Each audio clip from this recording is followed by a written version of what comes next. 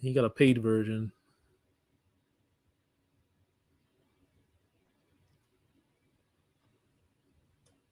Yep, and we alive, brother. All right, cool. Give me 1 second. Let me see it on YouTube. Yep,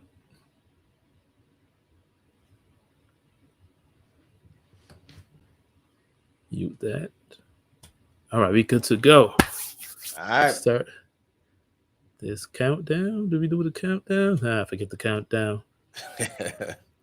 Tweet Talk episode 136. Yeah.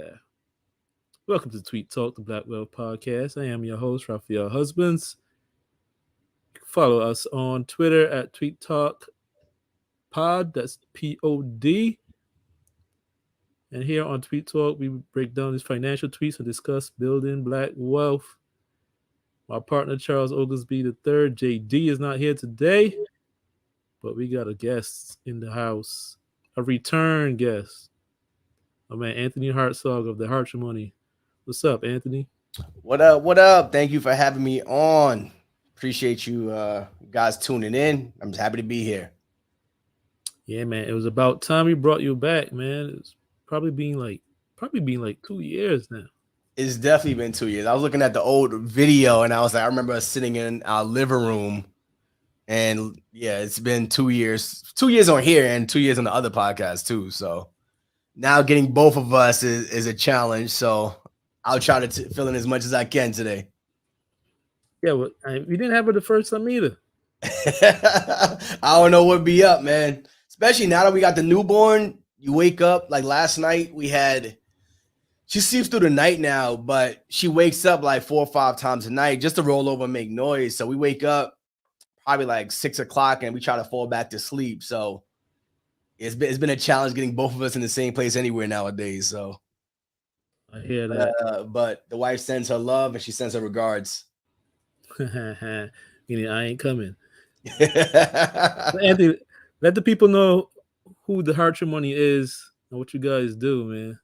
Yeah, so my name is Anthony Hartzog, one half of the Hartzogs. Hartzogs is a brand that was created by me and my wife around paying off debt, financial freedom, and just creating generational wealth. Especially now that we have a newborn, our goal is to share what we learn and what we know throughout this journey so that you don't got to start off where we started off from, which was ground zero in the financial literacy space, trying to piecemeal together a legacy for yourself and your family. So that's who we are. That's what we do.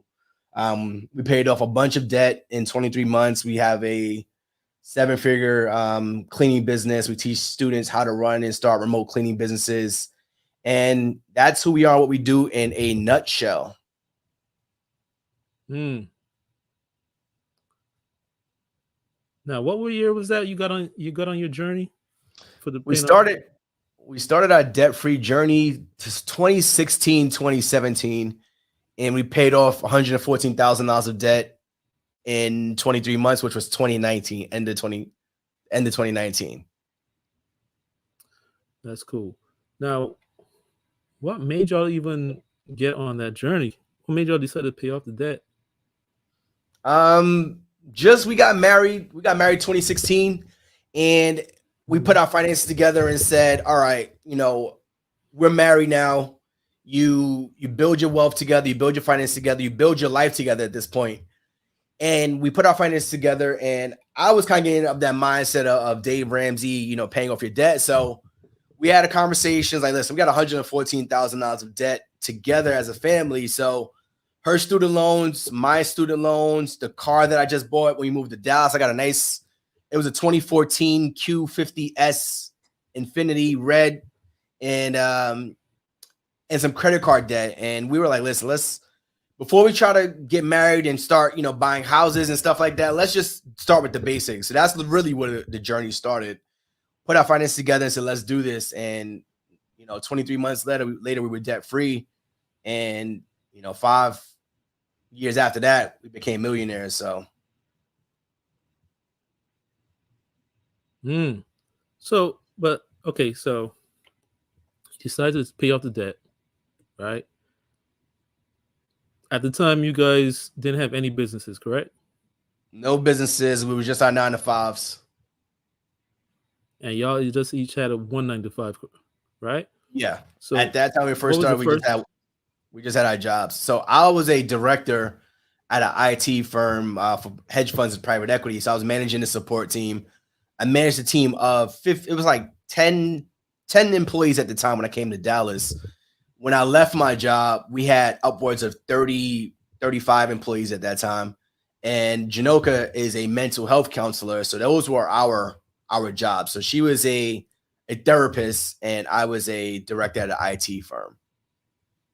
Cool. So what was the first thing you guys did after you put the numbers together?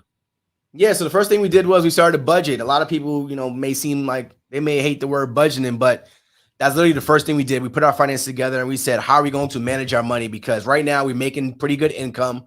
Money's going out the door every single month, and we don't know where our money is going. So we put a budget together and we said, how much are we making? Simple layman's terms, how much are we making? How much are we spending every single month? And we said at the end of every month, whatever is left over, we're going to put that towards our debt. So that was one of the first things we did was putting our money together and budgeting. And after we saw that we had about $2,000-$3,000 every single month that we started putting towards debt. And we said, what happens if we start intentionally raising our income to make more money?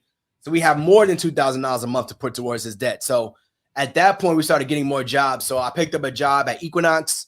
We started watching dogs on Rover. I put my car on Turo, which is a peer-to-peer car rental platform. We both picked up jobs, which I said, and we raised that from like $2,000 a month to like $4,000 a month. And we said, all right, we could cut our expenses a little bit more. So we started cutting our expenses here and there. We started cutting our cable bill, not our light bill. We started cutting our cable bill, our utilities. We joined her father's AT&T plan. It was just him. And now we got 8 family members on that AT&T plan. Our bill went from 150, about $100 a person, down to like $40 a person at that point. And we got like 8 people in that family plan now. So it was me, her. It's still you guys still all 80 guys still on there? We're still on that plan. So it's me, her father. He brought his wife in, well, his soon-to-be wife in. He brought his mother-in-law into that plan. We brought her cousin into that plan. So we're like, listen, we all got AT&T. Let's just join this family plan. Everybody pays a portion. The more people you put on this plan, the less it is. So that was a couple hundred here and there. And we ended up putting like $5,000 a month towards this debt. And we started raising our income, and we just kept paying it off month after month. And 23 months later, we were debt free. Wow. That's crazy that you guys are still on the plan. That's the biggest thing to me. And so it's like 4 years later. So all these years later, you guys are millionaires now. You guys still do a budget? Yeah, we still budget every single month, man. That's the key. You don't ever stop what got you there. Most people like, yo, I'm making all this money. I know my money is going now. Whatever got you there, you got to keep doing that. So we don't budget as detailed as we once did, or as meticulous as we once did, but we still manage our money. How much is coming in? How much is going out? We still see, like our Geico bill went up like $40 or something like that. And you wouldn't know that if you didn't know how much you paid last month. So our budget shows us the increases in our bills. So he's like, listen, let's call Geico. Let's find out why. No, it went up by $25. And they was like, oh, well, COVID is over. They stopped doing a COVID relief plan, whatever the hell it was. He's like, okay, whatever. We're not going to argue with you over $25, but that's how we manage our money still to this day. So don't ever stop what got you to where you are today. And that's what we still budget every single month. We have a bi-weekly, just a check-in with the budget, but every single month we still go through and see, still check off those boxes. Funny thing is, the guys don't do it as detailed as before, like down to the nitty-gritty. But people need to know, like, you can't just let those things slide. Even though the $25 is not breaking you, you're still like, you can't just let that slide. You gotta find out what's going on here. No, that adds up, man. That adds up. That's just one bill. Imagine that happens to your cable bill, your light bill. Now you owe $100 a month. You up to $1,200 a month going out the $1,200 a year going out the door. You don't know what the hell is happening. So we still check in on our finances to that degree. But I'm not going to be on the phone with Geico for an hour, trying to get them to cut down that $20. I know what it's for. okay. We had a $20 credit every single month because of COVID and people weren't driving in the pandemic. They take the credit away. I'm moving on in my life. I understand why they did it. Got you. Now, this episode is brought to you by the Run Your Business Like a Business Todd Capital Virtual Business Summit on October 22nd. Go to Eventbrite and get your tickets, early bird tickets, $47. It's going to be good. We're going to have Erica Williams, Andre Hatchett, Todd Billy, Michelle Welch, Bruce Hill, New Skills, New You, Marjorie McPike, CPA. Join us. Now, where in this journey did the first business come out? So the first business was the cleaning business. And it was just an idea listening to a podcast about a kid who started a cleaning business. And I hit him up and I got some more details around it. I was like, yo, we could do this. And we built the cleaning business. And the goal was just to pay off a couple bills. It wasn't like to build a $1 million cleaning business. The goal was just to pay off a couple bills. And from there, now it's $1 million cleaning business. Now we're completely hands off. We have an operations manager. She runs the business for us. We have a customer service experience rep, and she runs the customer service side of things. When we first started, the goal was just to pay off a phone bill, a light bill, just a little $100 bill every single month. And we never thought it would grow to where it is today. Oh, when it started, was it hands off when you started? We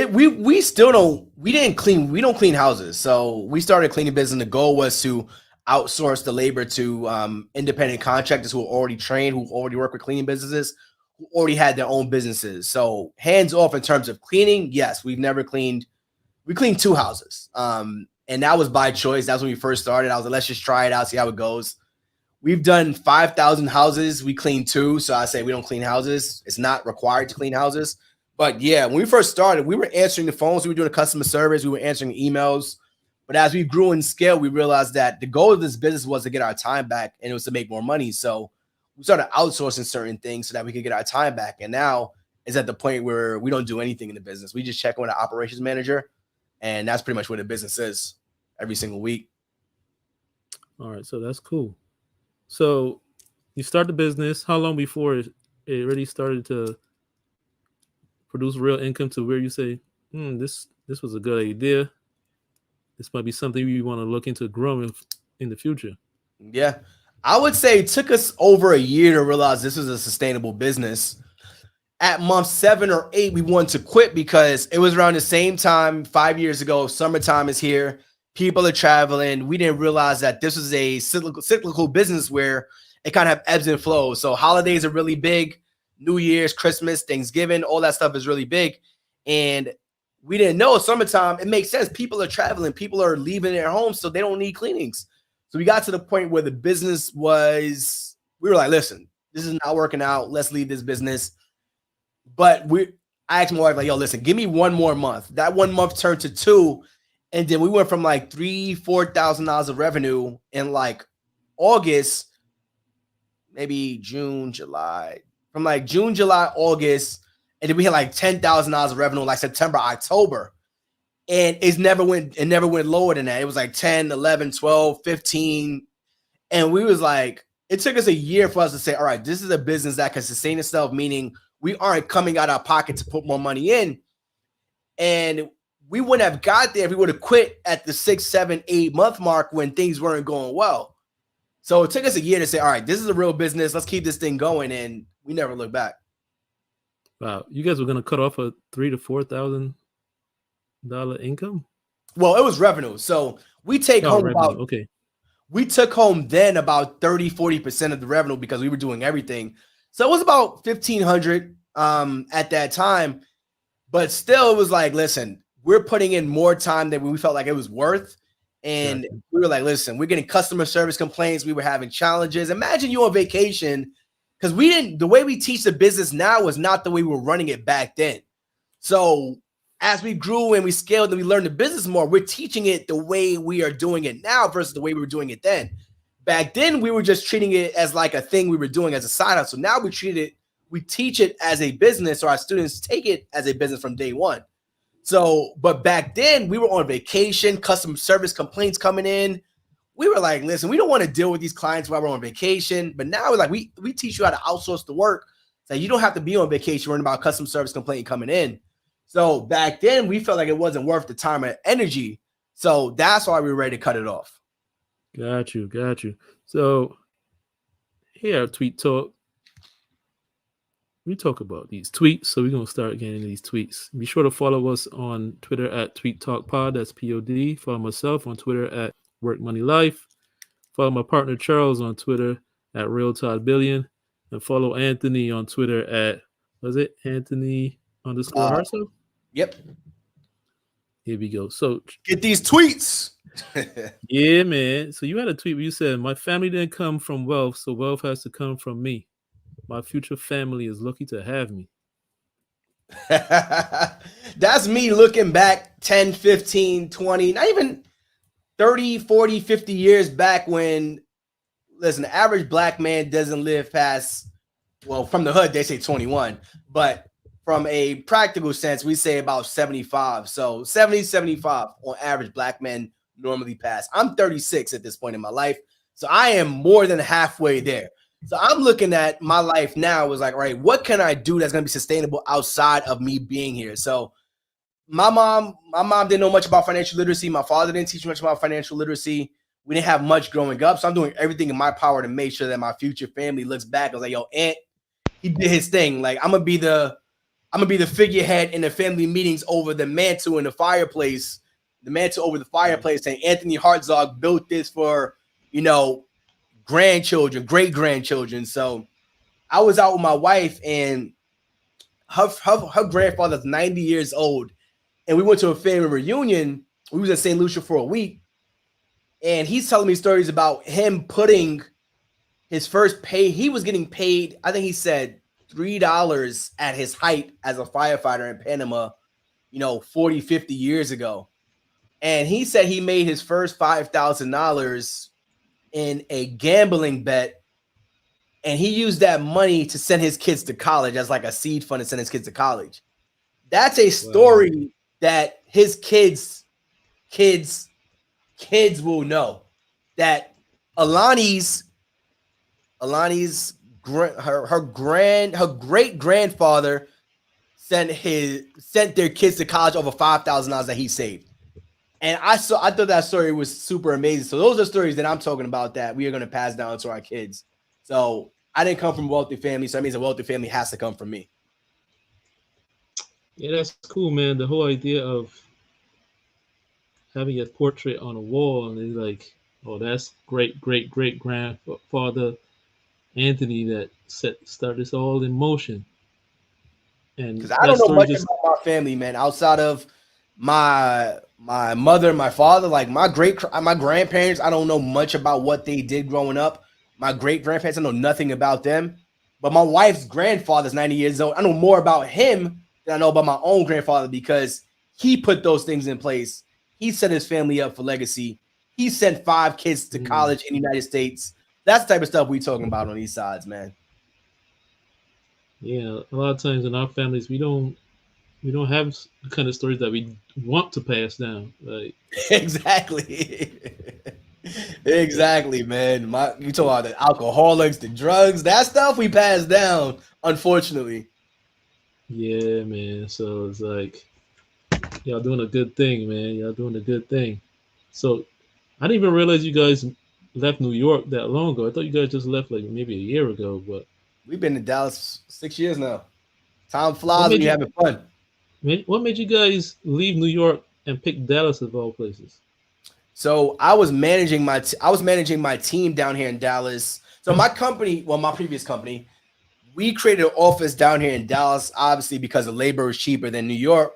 But then also we had a really big client down here. One of our biggest clients at the one of our biggest hedge fund clients was in Dallas. So we were building a small tech support team to just function for them. And I was flying down. My boss was flying down every month. I was flying down every quarter. And he was like, yo, I can't keep flying down to Dallas. Do you want to start going more often? I'm like, yo, let's do it. So I started coming down to Dallas like once a month. And they were like, listen, we're going to grow the team down there. We're going to need somebody to manage it, grow it. Like, would you be interested? And I bought the idea. to my wife, I was making I think 65,000 at the time. And I was like, if I move to Dallas, I gotta be above six figures for me to just leave and uproot my family. So I Mm. essentially almost doubled my salary just by moving down to Dallas and lowered my cost of living. So that was the main reason, honestly. My job had an office, like, oh, let's do it. Oh, that's cool. I don't think I've ever heard that part of the story. There's only How so hard much of you a can put in the tweets. how hard of a sell was that to the wife? She wasn't with it at first, but once I explained like what the larger vision was, it wasn't just about moving to Dallas. It was about building a life that we didn't have in New York, or probably a life we wouldn't have in New York in general. So once I sold her that idea, not sold it, but once I got her to see my vision for what I saw, 6 years ago, what we have now, she was like, let's do it.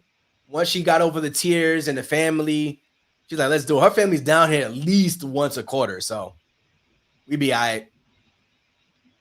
Yeah, so that's some real CEO stuff. So it's like you can't talk about you the head of the family. You don't give a vision because when you're asking other people to sacrifice in their life, you got to paint a picture for them, Exactly. That's what it give them was. some Just painting the benefits. picture. And especially somebody like you both were like born. Well, I don't know about born, but you were raised in New York. Born I and think raised Brooklyn.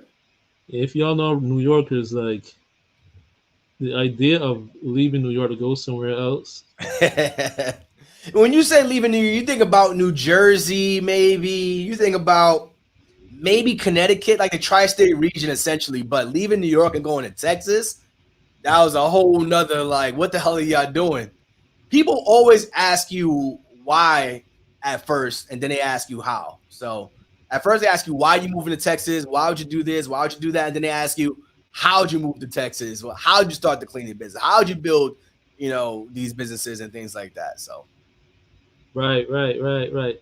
Now I gotta ask you this. So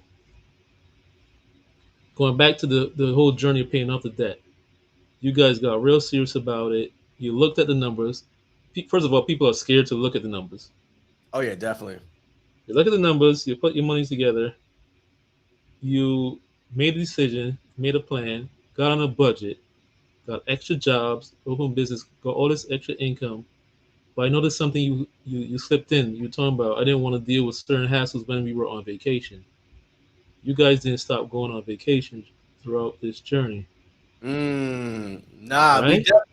we didn't because my wife made me sign a contract.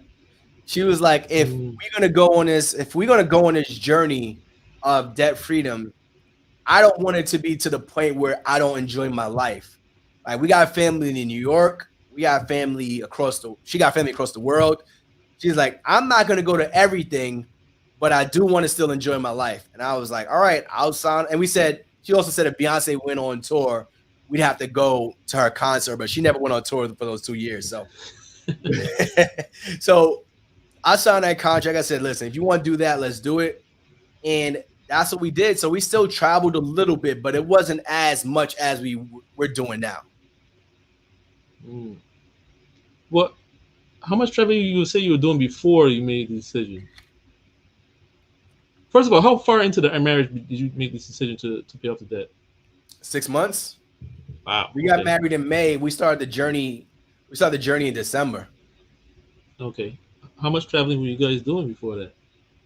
Well, when we first got married, it was only 6 months, so we didn't travel much during those 6 months. We got married, moved down to Texas. We moved down to Texas in June, July. We went to we went to Mexico for like our honeymoon. So we were already 3 months into that, so our journey. But during the debt freedom journey, we went to Mexico quite a few times because it's right there in Texas. That was another thing too. We went to Mexico probably like 2-3 times a year because it's right here next to Texas. It wasn't expensive, and we could cash flow that. Meaning we didn't have to go into debt to go to Mexico because it's right here. Mm, The flights were like $200, and this is 5-6 years ago. So it wasn't much that was happening. So we wasn't traveling much before, but after we paid off the debt, we were traveling quite a lot. got you. So, and I saw a tweet where you said vacation is defined for employees only. And you did a whole episode of. We forgot to mention that you have a whole podcast now. Yes, we have Hartzog. the Hartzog Hustle podcast, man. Make sure you check it out. Hartzog Check Hustle that. podcast. Link is in bio somewhere. And you guys had a whole episode. I didn't listen to this one, but name of the episode is "Build the Life You Don't Need to Vacation From." Yeah. Talk to us about that. Yeah. So the whole vacation is defined as employees taking time off of work. I didn't realize because when we traveled, first thing And go ahead. and that was in the and then you got that from the dictionary, right? That was literally from the dictionary. Vacations defined as employees taking time off of work, essentially. And it didn't register with me that was the definition of a vacation, because to me, vacation is just you going out enjoying your life, right? That's like taking time away from obligations. I didn't think about it as an employee definition. So every time we go on vacation, especially now, Janoka's like, you don't have to work when you go on vacation. And I'm like, we don't go on vacation because we're getting away from the life that we love or away from work. We go on vacation because we want to experience the world. We want to travel. We want to enjoy life.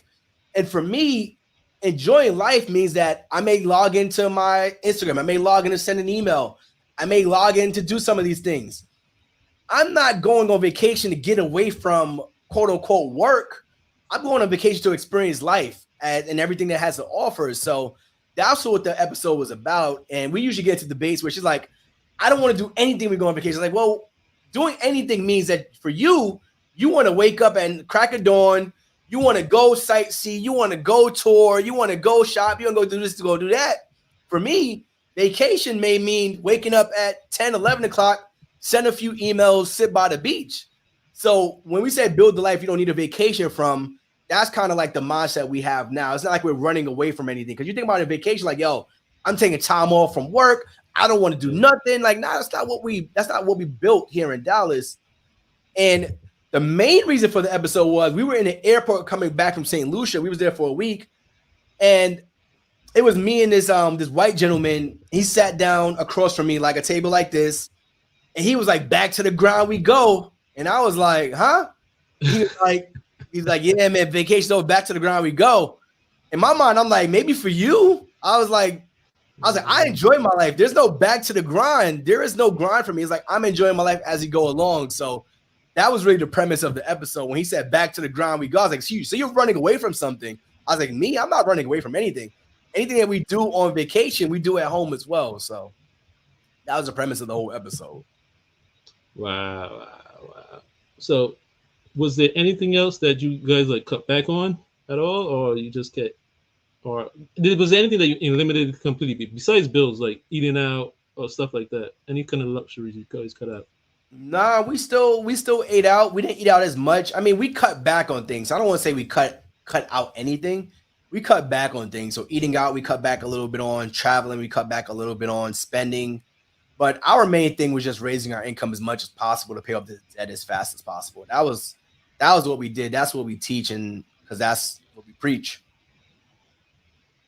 At what point did you guys start teaching paying off the debt? Because you guys did have a create a course. Was that the first course? That was the first course, yeah. Well, when did you guys do that? So we created so first we had a challenge, and I got this idea from a challenge that I was in. From her name is Candace. I can't remember her last name, but she created a challenge to help people pay off debt, and it was like a 10-week challenge. A group of people paid off like $50,000 in debt, and I was like, that's pretty dope. I should do this with me and my friends. So when I was calling myself Mr. Delete the Debt, I created this challenge where it was 10 of us. We paid off like $100,000 of debt in like 10 weeks or something like that. No, it was like $100,000 of debt in 10 weeks.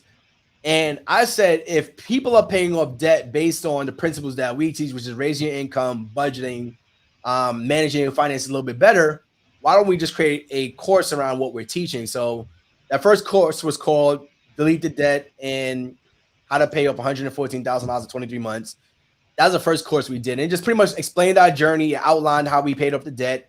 It had some budget sheets, it had some templates, it had a why statement, it had a statement that you had to sign and print out and put on your fridge as to why you're paying off this debt, your goal of paying on this debt.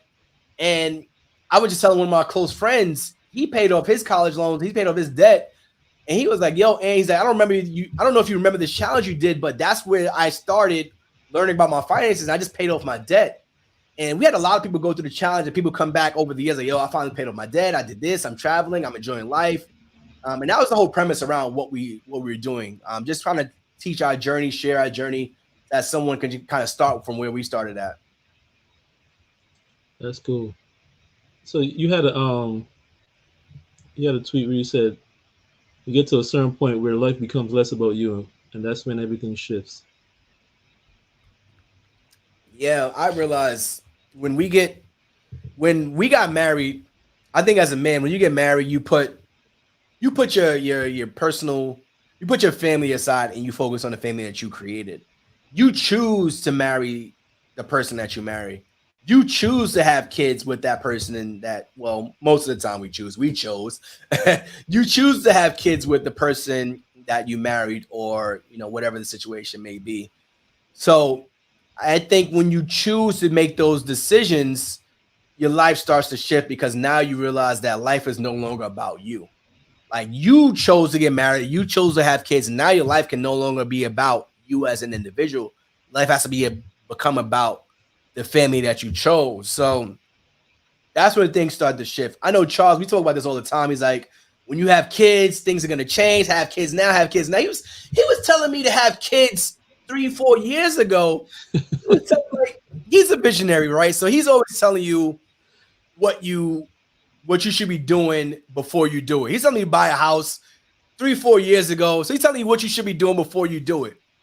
And he's like, your life is going to change when you have kids.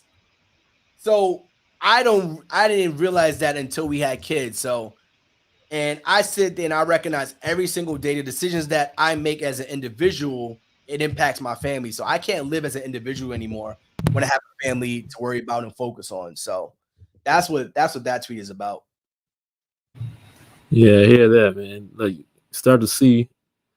I was said in the last episode, like, having a family is, you realize what the purpose of the money is.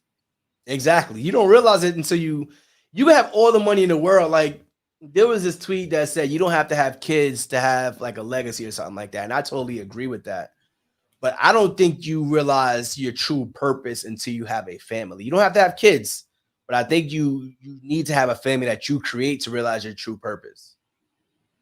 No, you also had a tweet where you said, I still find it unreal that I don't work for anyone. And my wife took off 3 months from work to figure out if she likes not working. Who do we think we are? I still don't know who the hell we are, man. Honestly, I wake up every day and it's like I don't clock into someone else's job, someone else's dream. I clock in to create my own dream and my own legacy. And 6 years ago, we got married, and we started talking about this debt freedom journey, and it seems so far away. We got married. She was 27, maybe 27, 28, something like that. Put her age out there. Now, I got married when I was 30, 31 or something like that. 30, no, she got married when she was 30. I don't know. But you think 5-6 years ago, like, this seems so far away. Like, we moved to Texas, like, yo, paying off this debt seems absolutely absurd. 2 years later, we're debt free. It's like, all right, millionaire status seems so far away. 3 years after that, we're millionaires. And you think these goals are so far away, and in actuality, they're only 3 to 5 years away if you keep going. So that was the purpose of that tweet, just kind of looking back and realizing how far we've come over this short amount of time. It may seem like an eternity, but it's all happening. It only happens in 3 to 5 years, honestly, if you keep going towards these goals. So she took off 3 months of work to figure out.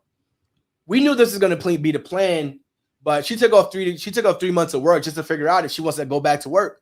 What does the life look like for us as the Hartzogs, without her clocking into a job? What does it look like if we have our dedicated day to focus on ourselves, our family, our goals, And how can we raise a child in this world if we have both parents focusing on the child and the family versus focusing on, going and clocking into somebody else's dreams? So that was what that tweet was about. Has she decided yet on whether she wants to go back? Nobody wants to go back, man. She can talk about this all she wants, but at the end of this 3 months, she gonna get there and be like, I don't think I want to go back. But at the end of the day, this is her decision, it's her call, So we'll see. I'll leave it at that. We'll see. But I think she'll go back and she'll make sure that she does things the right way with her job at the end of the day. Kind of like what I did. I wasn't the person that was going to walk out after 9 years. It's like, listen, I gave this company 9 years. They put me in a great position to be where I am today. And I gave them, we started talking about my resignation in October. I didn't leave till, September, maybe September. I didn't leave till January, essentially. So. Now, I heard you guys talking about this in the very first episode, maybe the second. I think it was the first episode. People were asking you guys, like, after a while, you paid off the debt, you're making all this money inside, you're debt free. At some point, the outside money had replaced your W-2 income completely, and they were asking why you guys were still working jobs. My question would be, why was she still working 2 jobs up to recently? That is an amazing question. She didn't leave Equinox until the pandemic. And I think it was the mindset shift that she had to have, where you get to a point when you recognize that your time is more valuable than the money that you're getting. And even though she enjoyed the job, I think it was also a social construct that she had, because Janoka works from home. So she doesn't interact with people on a daily basis as much as I did. I go to office, 30 people there, and I may be drained when I come home. I come home from work.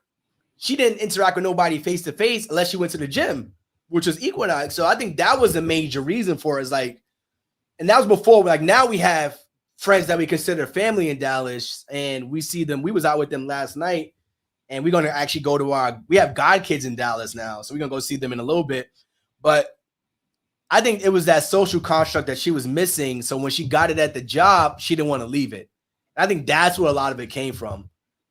Just realizing that, all right, I like seeing people. She's a social butterfly. Me, I don't need to see nobody for a full day, and I'm good.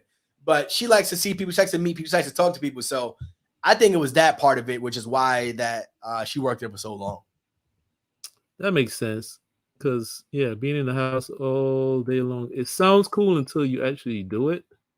Yeah, and this was pre-pandemic. She was at her job for 8 years, so she's been working remote for 8 years. So when she finally got the opportunity to go into an office and see people and meet people and excel at what she does, which is her personality, she was like, I love this place. Yeah, not everybody's built for that remote life, man. Nah, definitely not. Like, I think about it, I'm like, I don't know if I could. I still like to get some kind of interaction. Yeah. For sure. But so you had a tweet where you said businesses that you own but don't manage is the goal. So first of all, how many businesses you guys have now? So we have the cleaning business, we have a virtual assistant business, we own rental properties.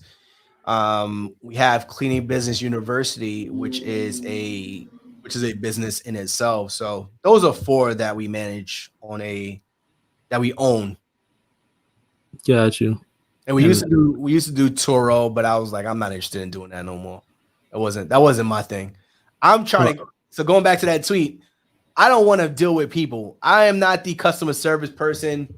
I would rather be the owner. I'd rather be the owner and make the decisions that need to be made to make sure we grow and scale the business versus the person dealing with the people every single day. So that was the purpose of that tweet. And as we grow and scale anything that we're doing, if I have to be that person interacting every single day or managing every single day, I don't want to do it. So that's what we're doing now at this point. It's like the goal is to get more. Let's say for our cleaning business, right?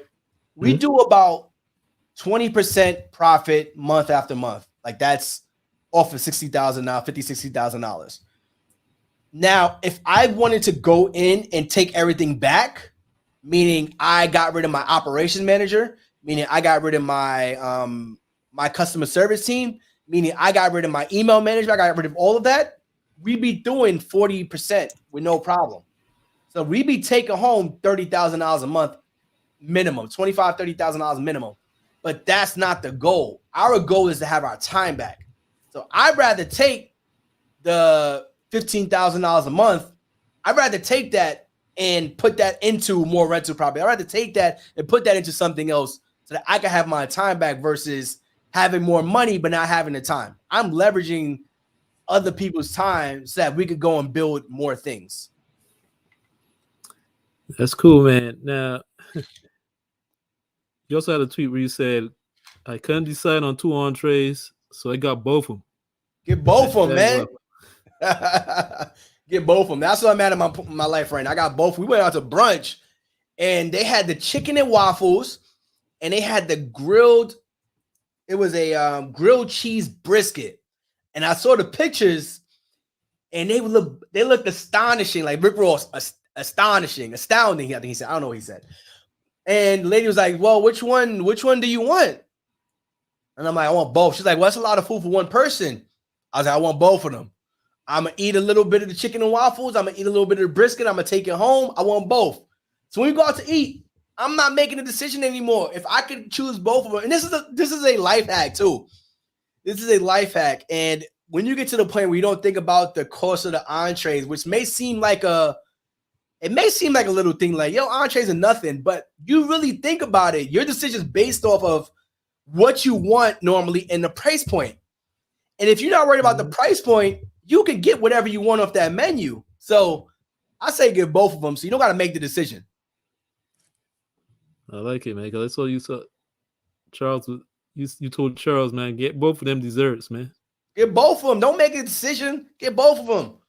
No either or. I'm making these little decisions, man. Get both of them. Enjoy life. That's what we're really here for, man. No either or. And we go out to steakhouses. I don't just do this on the little chicken and waffle. We go out to steakhouses, and it's like, if I want the porterhouse, I'm getting the porterhouse. If I want the filet, I want both the cuts. I want to get both the cuts, and they be like, "You sure?" I'm like, I can take it home. I don't got to eat it right here. So I don't just do that at the breakfast spots either. But yeah, get both of them, man. I want the lobster mac and cheese and the porterhouse. I want both. Both the cuts. Exactly. Gotta do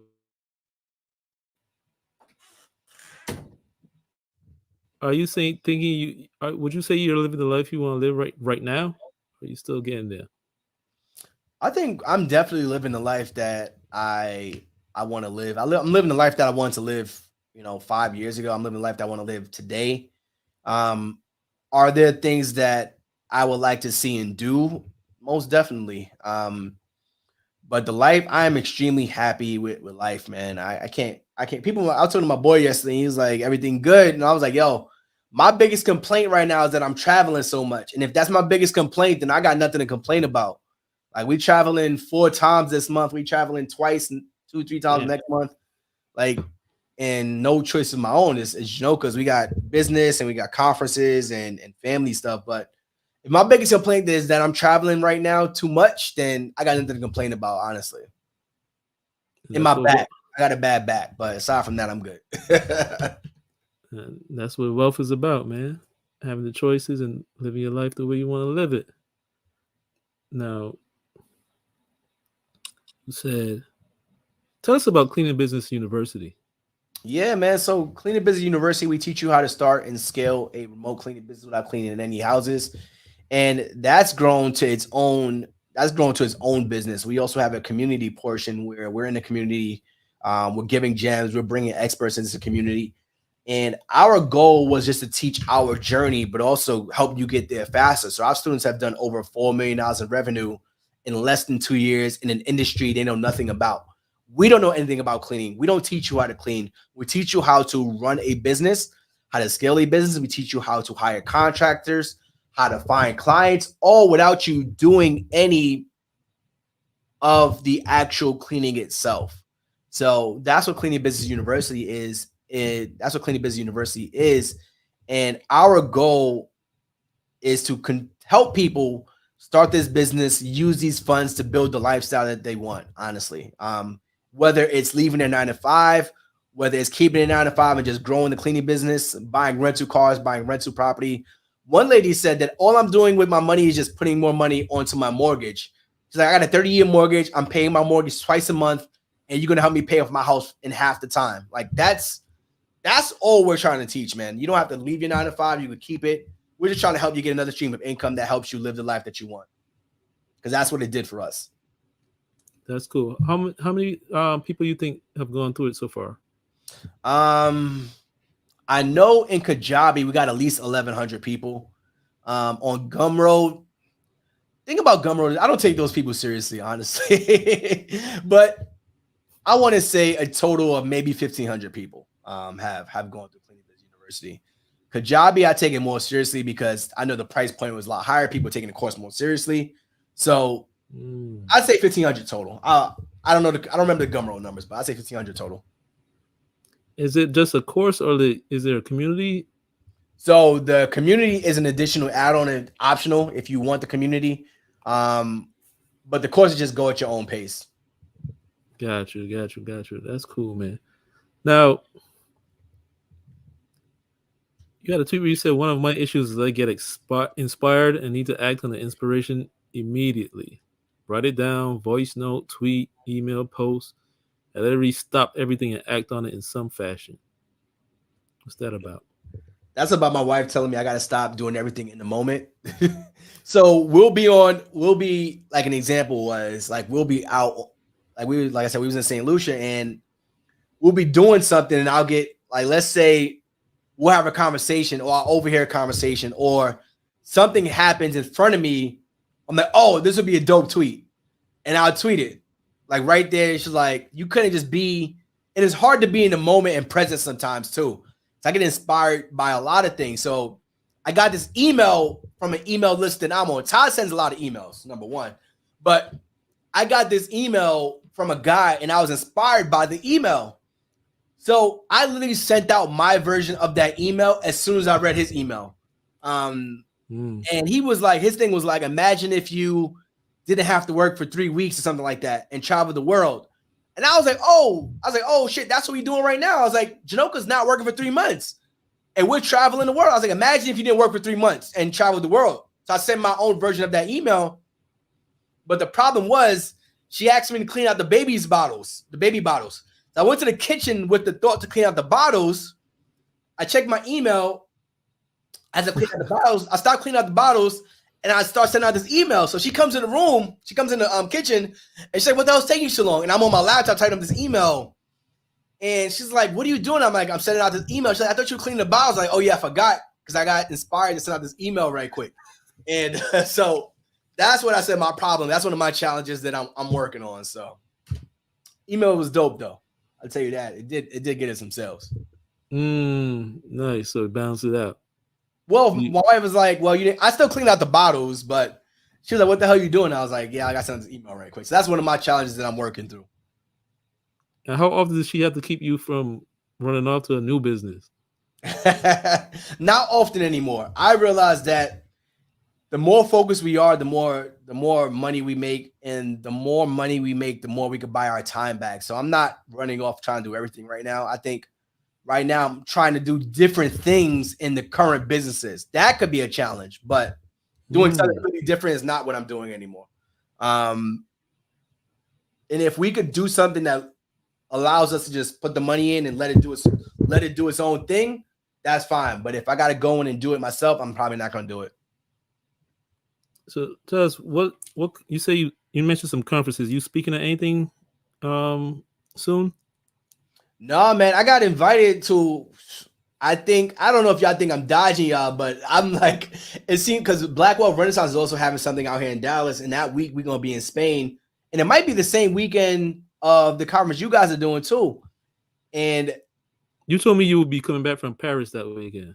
Oh, so that's a different weekend. So we're going to be traveling while we out there. But No, nothing that I'm speaking at, but just some things I'm just gonna be in attendance. I know David Shands is he's having a podcast conference while we're gonna be in Atlanta that week. So I may try to just check into what he's doing and just learn more about the podcasting space. Another one that we're going down to is in South Carolina. I don't know if you know who Maya is, but she's big in like the build to impact. She teaches people how to monetize their vision. So she's having something. James Simpson is also having something that weekend. So they're doing like a conjoined thing. So those are like a few of the ones off the top of my head that we're going to be in attendance for. Got you. So what is next for the Hartzog money, man? So what is next for us? So I got some big ideas for Clean Business University. I do want to revamp the whole course at some point.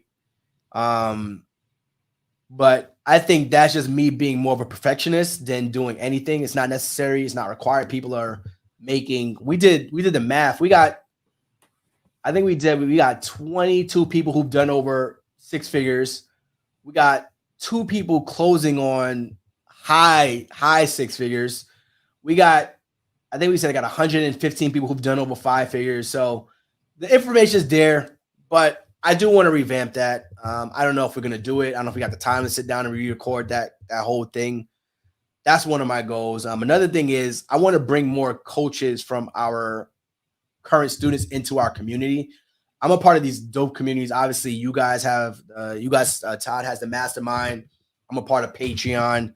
I'm a part of a lot of things that people do that I get my ideas from. And I'm like, if I could bring people who are already doing well in the space that I taught them, why not just build this thing together? We're at the point where now we're getting students who are doing well. They want to go create their own courses, which is fine.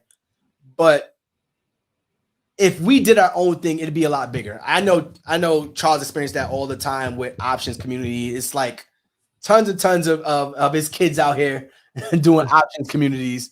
But I'm like, if we could do one thing together, we could do it really big. So that's one of my goals: bringing students in, bringing more coaches into Clean Business University, bringing more of mentorship into that. What else? I want to buy more properties. That's no matter how messed up it may seem. I may tweet about properties and I hate them, but I want to buy more rental properties. What else do we want to do? And just raise our kid, man. Raise Alani to be the best human being that she could be. Those are like some of the top level things right now. Top of mind things. I was gonna ask you this question. It's like, and you had a tweet where you said my aunt told me to stop worrying about the family. I mean, you already touched on this already, but I'm gonna just say the tweet anyway. My aunt told me to stop worrying about the family I was born into, and focus on the family I created. So how have you been enjoying being a stay-at-home dad? Because that's kind of what you are now. It's funny. When we were traveling and we were in the West Indies, and I told the lady behind the counter that I'm a stay-at-home dad, and that is something that if you're a West Indian household, a stay-at-home dad is something that's unheard of. She went For sure. off. She's like, "So your wife works?" I was like, "Yeah." She went off. How could you do that? Why would you do that to your wife? And I was like, "I stay home with my baby." So it sounds absurd, but not absurd. It's different. It's different, right? Because it's not the norm. But I love it, man. I enjoy it. I get to wake up, and my wife too. Like Janoka gets to wake up, and we get to both be with our kid and spend as much time as we want with her every single day.